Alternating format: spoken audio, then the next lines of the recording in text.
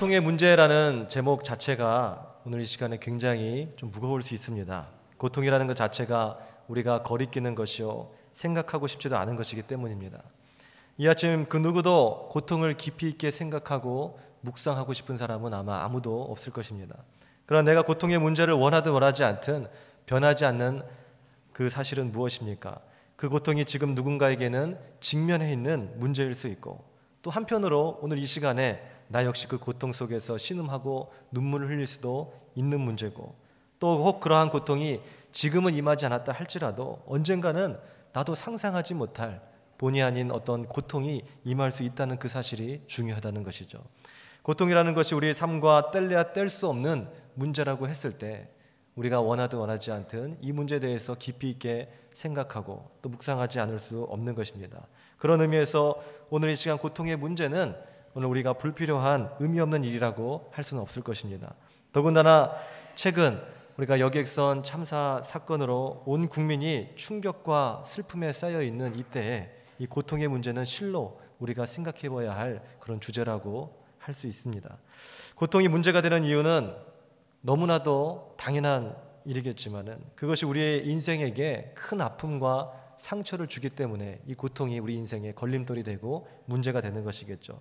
그 누구도 이러한 아픔과 상처를 받고 싶지 않지만 원하든 원하지 않든 겪을 수밖에 없는 것, 이 또한 큰 문제인 것입니다. 이러한 관점에서 볼 때 우리가 고통의 문제를 다룰 때 한 가지 전제해야 할 사실이 있습니다. 그것은 누구나 다 아프다라는 그 대전제입니다. 고통은 상대적이기 때문에 함부로 그 경중을 논해서 우리가 그 문제를 다룰 수는 없다는 것입니다. 예를 들어서 어떤 사람은 다리가 잘렸고 또 어떤 사람은 손을 비었다라고 가정했을 때 당연히 다리가 잘린 사람이 더 큰 고통이 있다고 우리가 말할 수 있겠죠. 그러나 정도의 차이가 있을지언정 손이 빈 사람도 아프다는 것을 우리는 잊어서는 안 된다는 것입니다. 고통은 지극히 개인적인 문제이기 때문에 손이 베인 사람은 베인 그대로 너무나도 고통스럽다는 것이죠. 그러므로 타인의 고통에 대해서 무시하거나 외면해서는 안 될 것입니다. 그 누가 여기서 다리가 부러지든 손이 부러지든 그것이 크다고 생각할 수 있겠지만 내게 느껴지지는 않는다는 것이죠. 그러나 당장 손 하나 베게 되면 그 고통의 문제는 크게 내게 지금 직면해 있는 문제로 다가오더라는 것입니다. 어떤 분은 9.11 테러를 통해서 거의 패닉 상태가 되었던 미국인들을 향하여서 겨우 3,000명의 희생자로 그렇게 슬퍼하느냐라고 조소하는 경우를 봤습니다. 9.11 테러 이전에 1994년에 일어났던 르완다 대량 학살의 사망자 숫자는 오늘 9.11 테러에서 일어났던 그 사망자 숫자의 100배에 달한다고 합니다. 그리고 또 말라리아로 매년 200만 명이 목숨을 잃는다 그래요. 이것에 비한다고 한다면 9.11 테러 희생자 수는 말 그대로 세 발의 피와 같죠. 오늘 이걸 가지고 그렇게 유난을 떠느냐라고 조소하는 것이에요.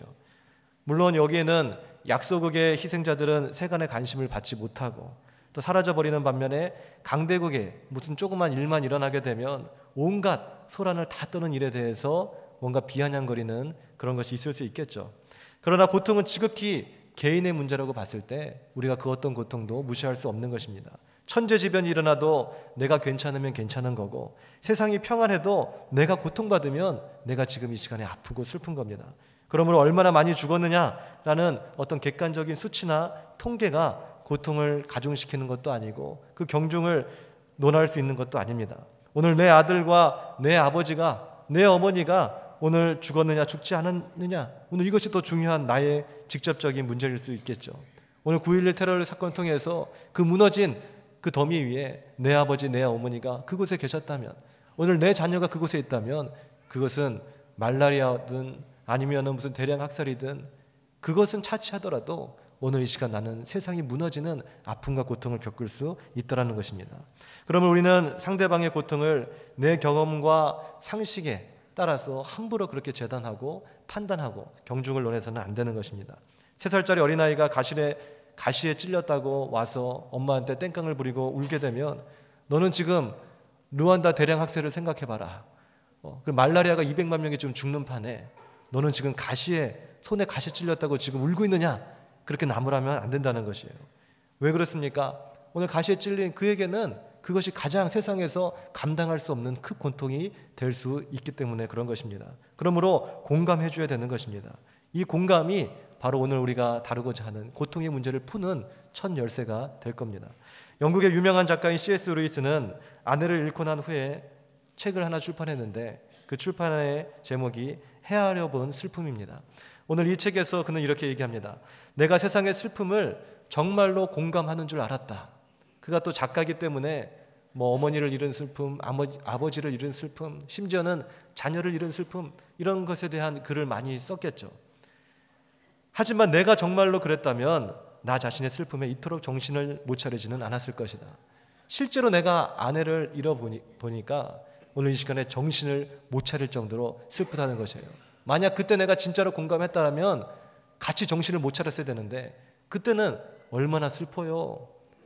큰 상처가 있죠. 이렇게 위로만 해줬다는 것이에요. 그리고 나는 다 안다라고 생각했다라는 것이죠.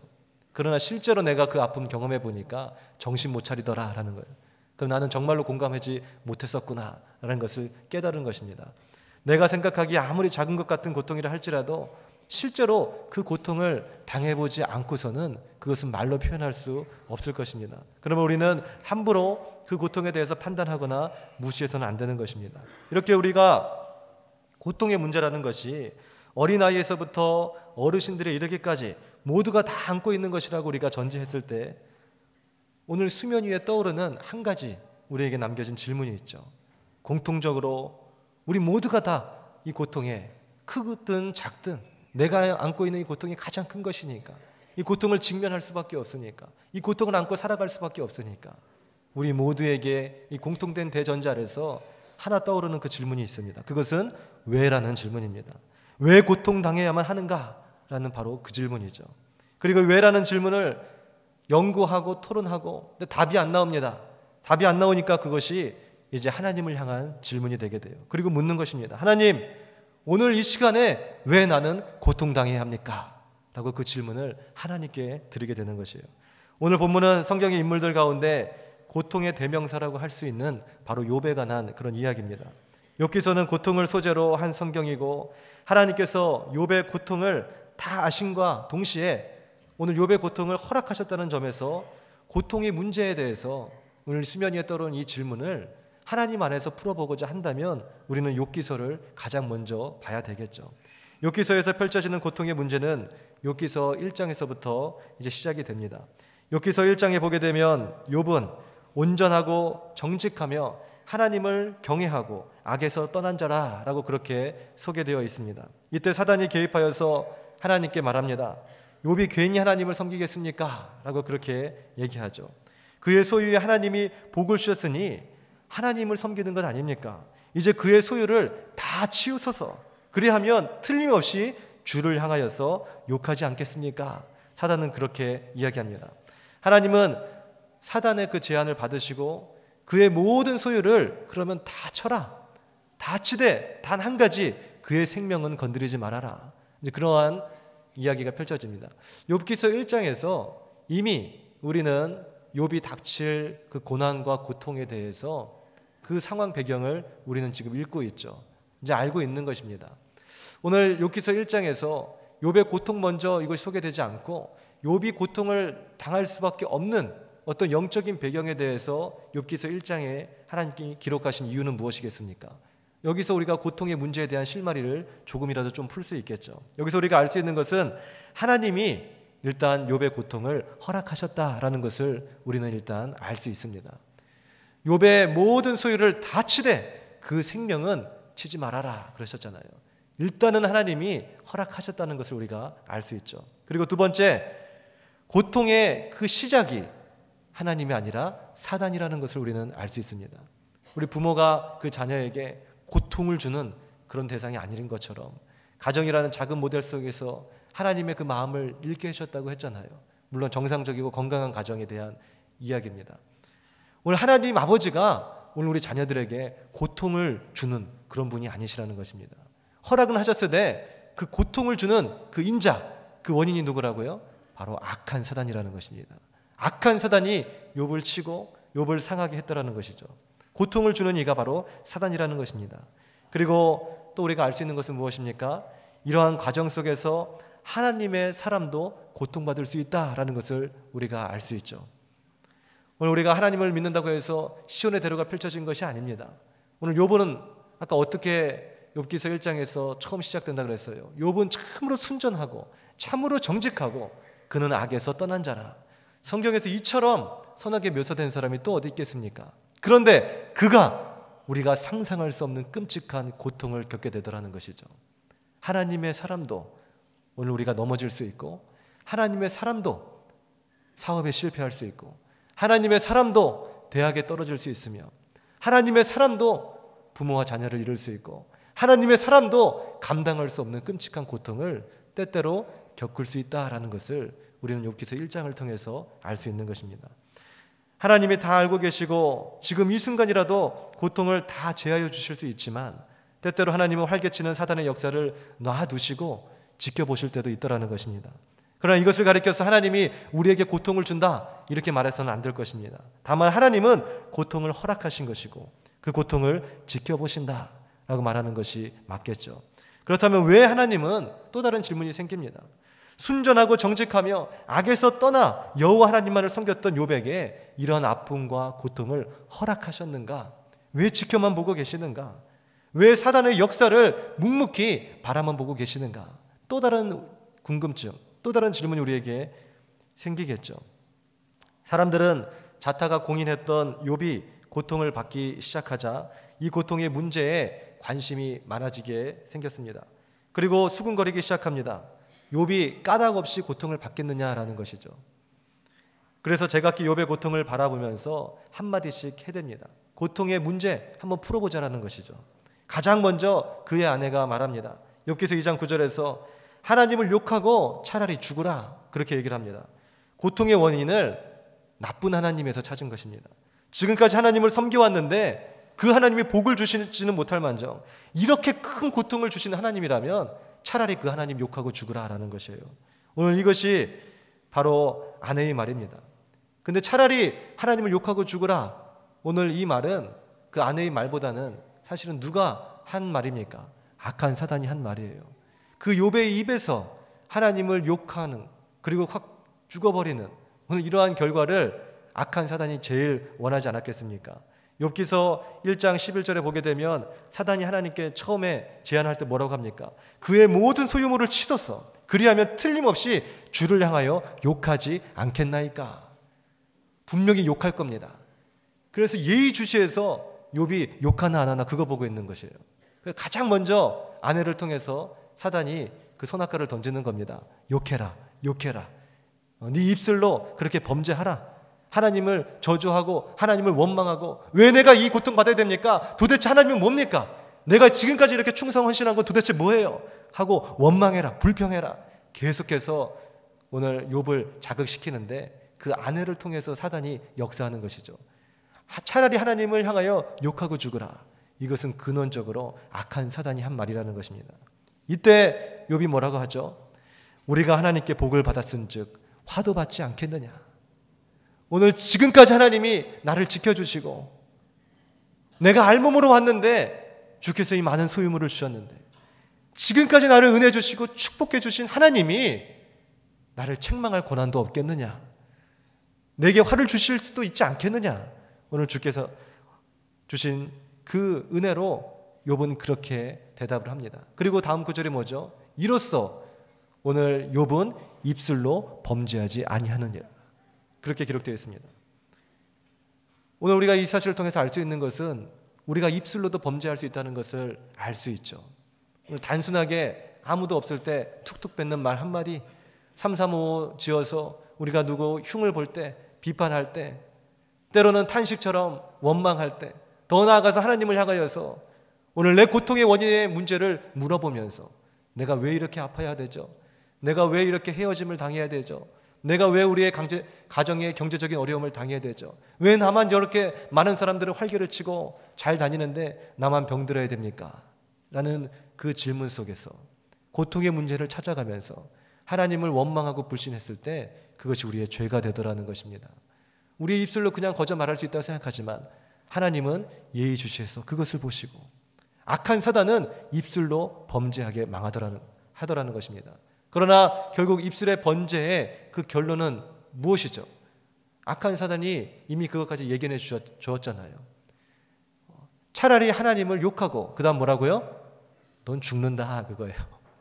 하나님을 욕하는 그 인생 죽는다는 것입니다. 사망이 그를 찾아온다는 것이에요. 하나님을 욕하고 마음 좀 시원하게 그리고 좀 살아봐라. 하나님을 욕하고 하나님과 관계 끊고 이제 너는 네 인생 그렇게 멋지게 한번 살아봐라. 아내는 그렇게 얘기하지 않았습니다. 악한 사단은 그렇게 얘기하지 않았어요. 하나님을 욕하고 그 다음에 너는 죽어라, 그렇게 얘기를 한 거예요. 사단이 잘 알죠. 오늘 그러나 욥은 그 입술로 범죄하지 않았다는 것이에요. 곧 이어서 들이닥치는 욥의 친구들 엘리바스, 빌닷, 소발 그리고 엘리후가 등장해서 욥의 고통의 문제를 풀어보려고 합니다. 그들도 하나님을 믿는 사람들이었기 때문에 하나님의 관점에서 오늘 신학적으로 이 고통의 문제를 풀어보려고 애씁니다. 그리고 서로의 의견차가 조금씩 있지만은 공통된 결론이 있죠. 그것은 한마디로 권선징악이었던 것이에요. 죄가 있기 때문에 죄에 대한 결과로 고통을 받는다라는 것입니다. 까닭없이 욥에게 이런 고통이 찾아왔겠느냐는 것이죠. 고통의 문제는 반드시 이유가 있다라는 것이 그들의 결론이었습니다. 그 결론은 한마디로 고통은 죄로부터라는 그들의 결론이었습니다. 사단은 이처럼 까닭을 좋아합니다. 하나님에게는 욥이 까닭없이 하나님을 경외하겠습니까? 그랬잖아요. 그리고 오늘 우리들에게는 욥이 까닭없이 고통을 당하겠느냐라고 하면서 변론하게 만듭니다. 오늘 그 변론이 37장까지 이어져요. 그 무수하게 많은 말들, 변론, 그런 토론들, 오늘 이러한 수군됨, 이런 모든 것들이 악한 사단이 가져다 주면서 내가 지금 현재 있는 고통의 문제를 객관적으로, 논리적으로, 이성적으로, 신학적으로 풀어봐라 라고 이야기하고 있는 것입니다. 왜요? 까닭 없이 그 고통이 임하겠느냐, 그 까닭의 이유를, 그 왜에 대한 이유를 찾으라라는 것이죠. 그러나 이처럼 고통의 문제에 대해서 왜라고 묻는 많은 사람들, 그 사람들에게 하나님은 궁극적으로 이제 뭐라고 말씀하고 계십니까? 욥기서 38장에 보게 되면 이제 그때부터 하나님은 잠잠히 바라보고 계시다가 오늘 다 듣고 계시다가 이제 38장에 하나님이 말씀하기 시작합니다. 38장 1절과 2절을 보게 되면 그때 여호와께서 폭풍우 가운데 욥에게 말씀하여 이르시되 무지한 말로 생각을 어둡게 하는 자가 누구냐? 너는 대장부처럼 허리를 묶고 내가 너에게 묻는 것을 대답할지라. 내가 땅에 기초를 놓을 때 네가 어디 있었느냐? 네가 깨달아 알았거든 말하라. 주께서 그렇게 말씀하고 있는 것입니다. 쉽게 얘기한다면 하나님께서 세상을 창조하실 때 너는 어디 있었느냐? 이제 그렇게 물으신 거예요. 그 창조의 비밀, 그 창조의 섭리, 창조의 은혜와 능력을 너는 아느냐라고 물은 것입니다. 당연히 창조하실 때 욥은 잊지도 않았죠. 우리는 말할 것도 없고 하나님의 창조 때 있으셨던 분 있으시면 한번 손 들어보세요. 아무도 없잖아요. 그럼 창조의 그 비밀, 그 섭리를 과학과 기술로 뭔가 좀 헤매일 수 있는 분 있으면 한번 손 들어보세요. 아무도 없는 것입니다. 그렇다면 하나님의 결론은 무엇입니까?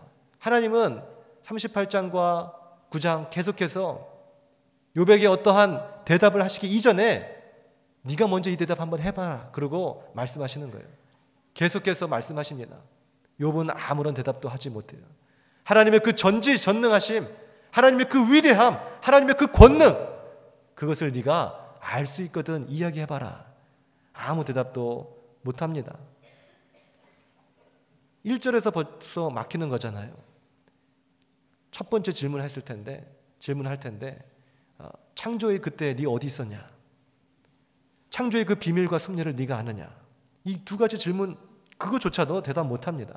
그랬을 때 하나님의 최종 결론은 뭐죠? 그 입 다물라라는 것이에요. 고통의 문제에 대해서 하나님은 아무 말도 하지 말라고 말씀하십니다.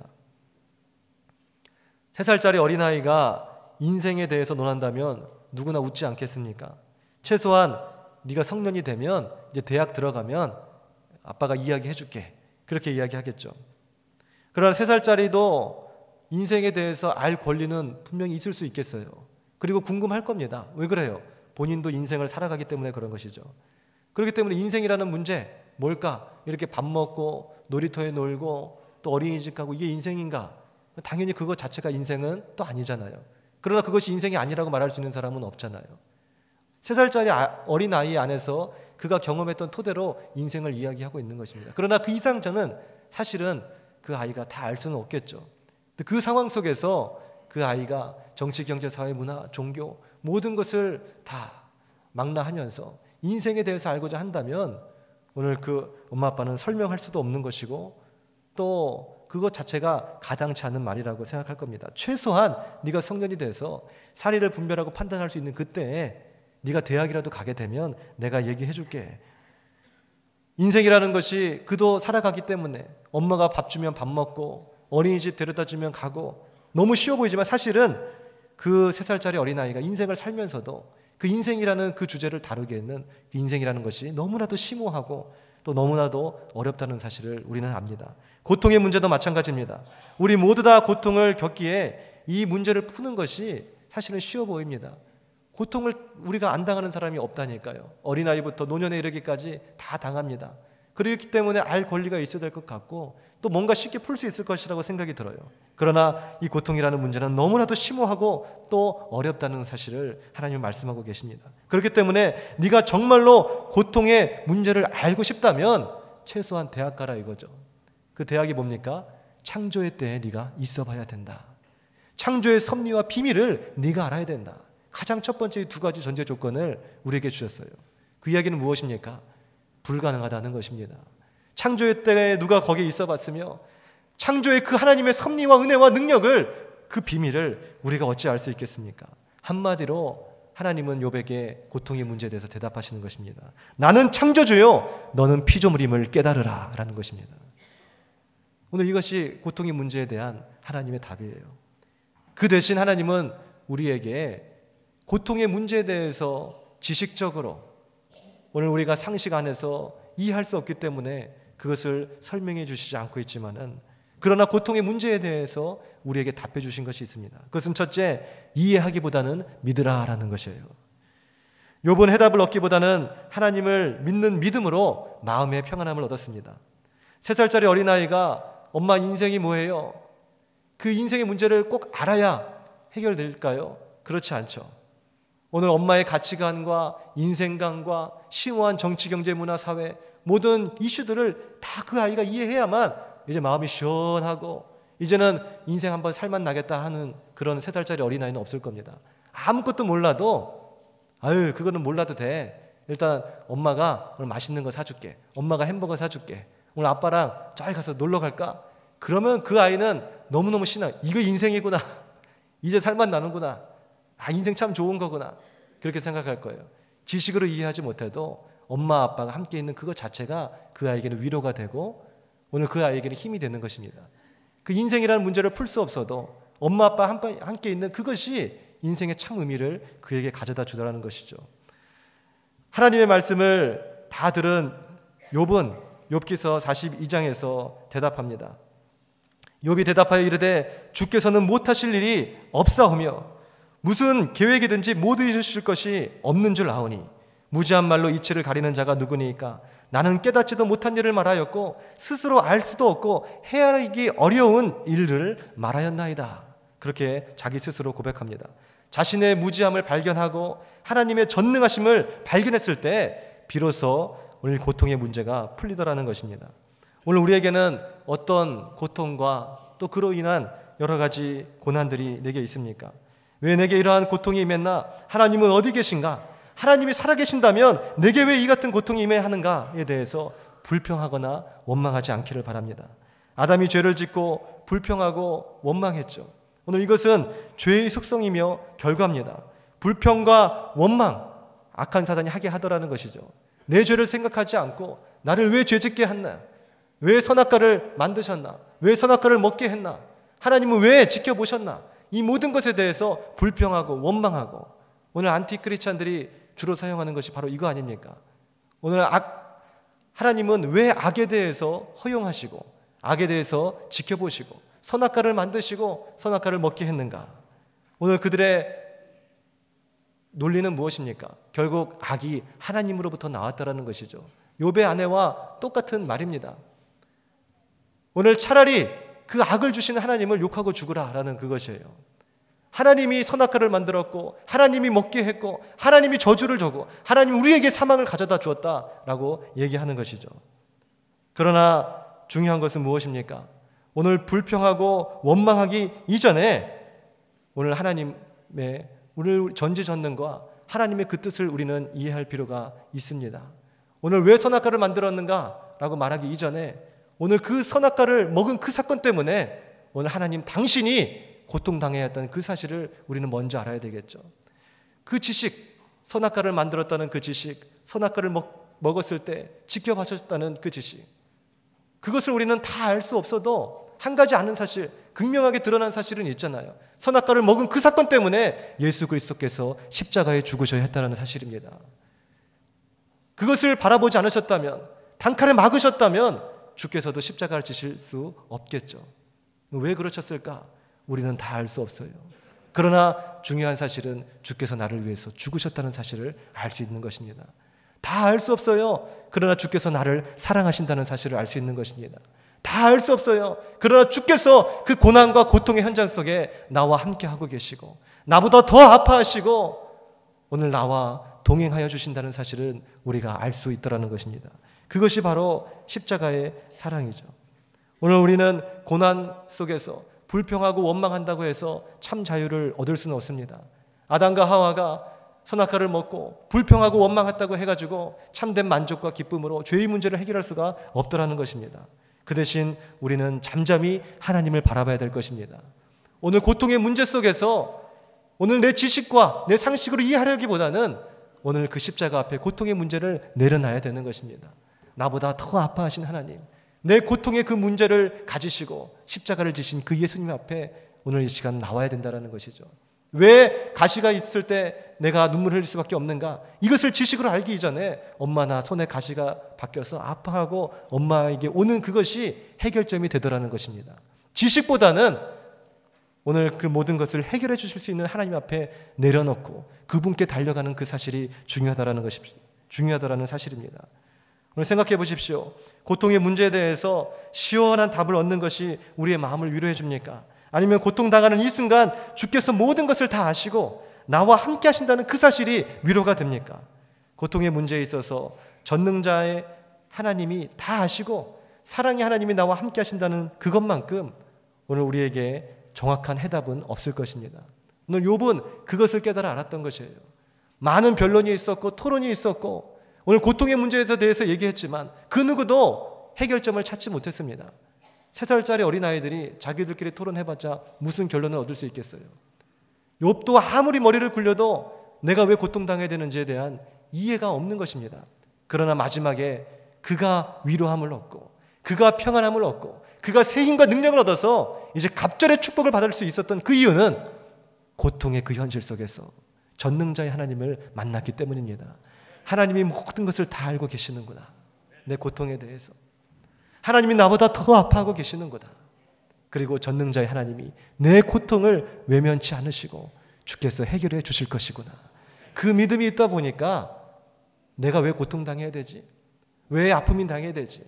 왜 저렇게 많은 사람들은 멀쩡한데 나 혼자 병들어야 되지? 내가 주님한테 헌신했는데 왜 사업이 실패가 있어야 되지? 오늘 이런 불평과 원망과 이런 난제 속에서 허덕이는 것이 아니라 사단은 계속 왜 한다니까요. 이 문제를 지식과 신학적으로 한번 풀어오라고 얘기하더라니까요. 그러나 중요한 것은 주님이 나와 함께 하신다는 사실이 가장 중요하다는 것입니다. 두 번째 고통의 문제에 대해서 하나님이 우리에게 주신 해답은 고통의 문제란 결국 영적 성숙의 문제로 나아갈 수 있다는 것을 말씀하고 계십니다. 오늘 본문에서 욥은 사면초가의 고통을 호소합니다. 내가 앞으로 가도 그가 아니 계시고 뒤로 가도 보이지 아니하며 그가 왼쪽에서 일하시나 내가 만날 수 없고 그가 오른쪽으로 돌이키나 배울 수 없구나. 이보다 더한 극심한 고통이 어디 있겠습니까? 마치 하나님을 다 잃어버린 것처럼 오늘 극한 외로움과 두려움이 그 공포가 그에게 찾아온 것입니다.